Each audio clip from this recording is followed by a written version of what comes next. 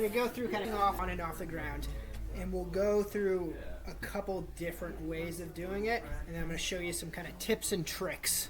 So if you have a surface to use for your hands, then positioning of your body, you want the leg that's going to go back closest towards that. So if I'm here and I have this, it could be a chair or something like that. What you want to do is kind of your hands here to kind of float a little bit, and then step back with that closest leg and kind of yourself down.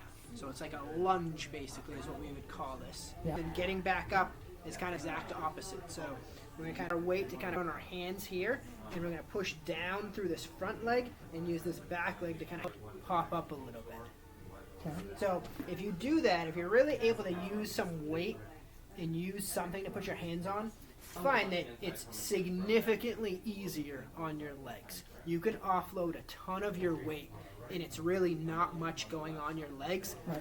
It's more about mobility, how much knee motion you have. Can you kneel on this knee? Can you bend that knee?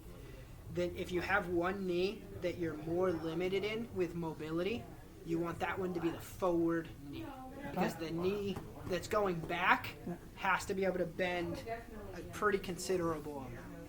If it's my left knee that is painful, that's the knee that I want in front, which sometimes people don't think of it that way. But if my left knee is painful, you want that one to be in front, and you want this one to be kind of, then you would probably stronger or less painful leg in the back here.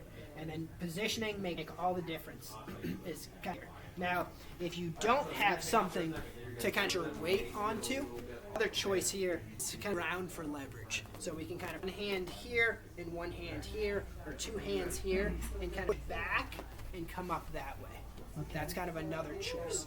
As far as balance goes, if you feel like you're unsteady, then you want the space between the leg to kind of a little bit. If they're right in line with each other, then when you go to stand up, it's going to feel really unsteady. You want these kind of a little bit further apart to kind of stabilize as far as balance goes. And then when I come up to that position, it's not as bad. I have a wider base of support to kind of. So those are kind of the lunge technique. Another technique that you can use is if I'm kind of all fours here, I can go like this, and then I can kind of like this. That's another choice that some people use. You have to have good ankle mobility for this one because you're rocking back onto your ankles and you're kind of getting your hips back. You're trying not to really put a ton of weight on your shoulders.